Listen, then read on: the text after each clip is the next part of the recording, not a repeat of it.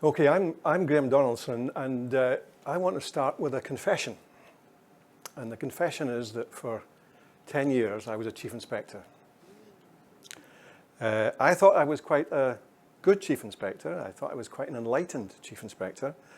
I saw an inspectorate that should be, as far as it was possible to be so, would be about inspiring a system, schools, individual teachers to improve, an inspectorate that saw itself as part of the process by which a system improved.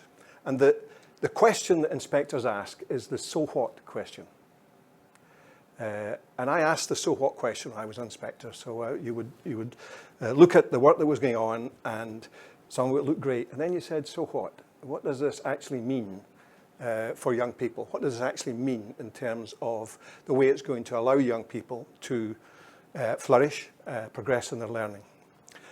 But I asked that so what question within quite narrow parameters, because it was really a so what question that was about effectiveness. It was a so what question which was about how far is what I'm seeing effective in terms of the nature of what was happening inside that school. Having retired from the inspectorate and had the opportunity, the privilege of seeing education systems across the world, having had the opportunity in time at university in order to think a bit more. When you're chief executive of an organisation, the organisation runs your life. The opportunity to stop and think and reflect is a luxury. But having retired, I had more time to do that. And then the real privilege was when I got the invitation to come to Wales and to review curriculum and assessment arrangements in Wales. And I really mean that was a real privilege. And that allowed me to ask the big so what question, because I was asked to think about the nature of curriculum and assessment in terms of what it meant for the life chances of young people. But what I was determined to do was not to say, I'll lock myself away, I'll read lots of books, put wet towel around my head, and then I'll tell Wales what's good for Wales. So what I did was I spent the best part of 3 months visiting schools the length and breadth of Wales. I learned just how difficult it is to get from the north to the south, the real complications that there are, which are not dissimilar from a lot of the issues that are there in Scotland. But what I did when I was in schools and communities was to ask the so what question in a slightly different way. So I said to the young people, I asked to speak to as many young people as possible, talk to their parents, talk to the staff, and I asked the question, what do you want to get from your time at school? And I tended to get from that fairly instrumental answers. The kind of answers that I got back from young people tended to be the sort of things that you would expect. You know, they want to, at school, to pass exams. They want to do well, to stick in. It was all that kind of stuff. So I then stopped and said, right, okay, let me ask you a different question, because that's what you do, that's what you will do, and that's what you expect to do in the course of your school career. The different question I want to ask is, if I start this sentence, you finish it. And the sentence starts, wouldn't it be great if? Now you finish that sentence. So don't forget what it is that all the expectations that surround you at the moment. Just finish that sentence. Wouldn't it be great if? And then I got a very different set of responses from not just the young people, but from the teachers and also from their parents. And the kind of things that came back in terms of that wouldn't it be great if, a cluster of them surrounded the whole business of learning. But not learning as an instrumental means to pass an exam or to get a test, but learning that gives you a buzz. Learning where you can get satisfaction from engaging with something which interests you but is challenging, and you may have difficulty in resolving whatever it is you're doing initially, but you work at it, you keep going, and get that buzz from mastering something is difficult. And what was coming through from that was that there was a desire to have much more emphasis on the intrinsic value of learning rather than the instrumental value of learning. So that was one thing that was really quite exciting. Of course, if we think of the modern world, then our young people, those young people that are in our schools just now, are still going to be alive in the next century. They're going to live throughout the entirety of this century, and some of them very well into the next century. So they are going to have to be lifelong learners, because we're talking about a century where change, the nature, scope, and pace of change will be like nothing we have ever experienced before. And therefore, to thrive in that context, our young people need to be genuine lifelong learners, not just learners because they need to do something because of the specifics of the moment, but actually engaging in learning as something which is part of being alive.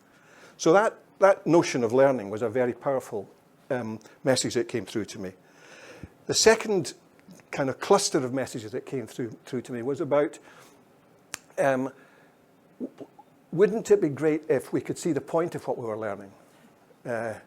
Wouldn't it be great if the kind of things that we're learning felt authentic, that they related to the kind of things that we believe are important in our lives and will be important in future lives. So can we work more at being able to apply our learning? Can we look at being more creative in terms of the nature of the process, the learning process that we're engaging in?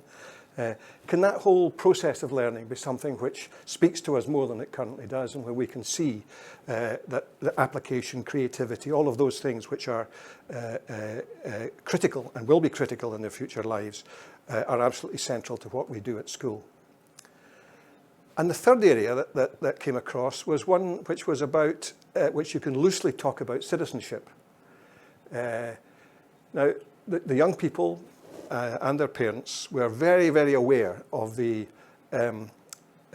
nature of the very complex questions of an ethical nature, but also based on having a good understanding of how social and political systems work. That if you are going to be a 21st century citizen, in the context where my bet is technology will make direct democracy a much more obvious feature of life in the future. I think that genie's out the bottle in terms of direct democracy.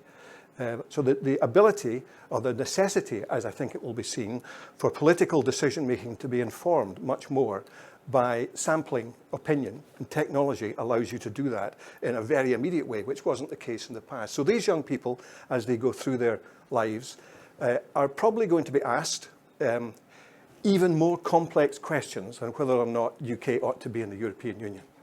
And goodness knows that's complex enough.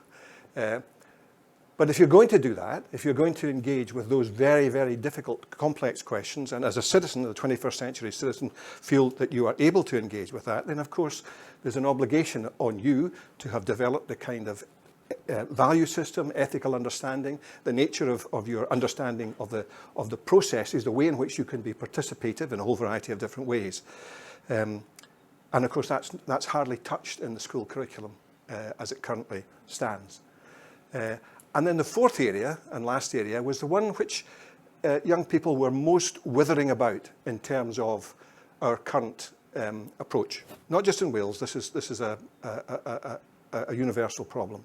That what is laughingly called personal and social education, young people saw as a derisory attempt to address some of the very genuine worries, concerns they had about their lives, about their well-being, and about their hopes and fears for the future.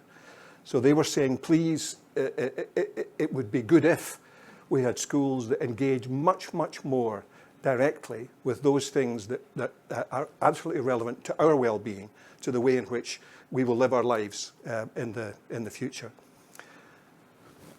So those four broad areas seem to me to send some very powerful messages to us about the way in which school systems need to move forward in the future with a different sense of purpose than we've had hitherto. Because for the last 20 to 30 years, a lot of our attention has focused on effectiveness. It's how do we get better at what we're currently doing. But we've not been asking some of the very fundamental questions which those young people and those teachers were saying to me about wouldn't it be good if? Could a school system, could education look like this in the future?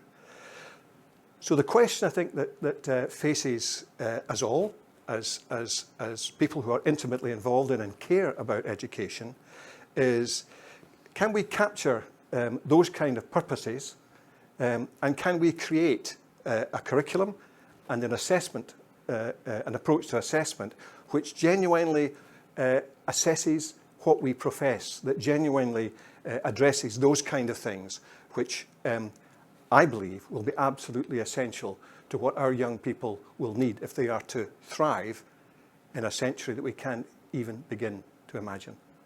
So our task, I think, as educators, is to say, can we, instead of creating a better yesterday, try and create a better tomorrow? Thank you.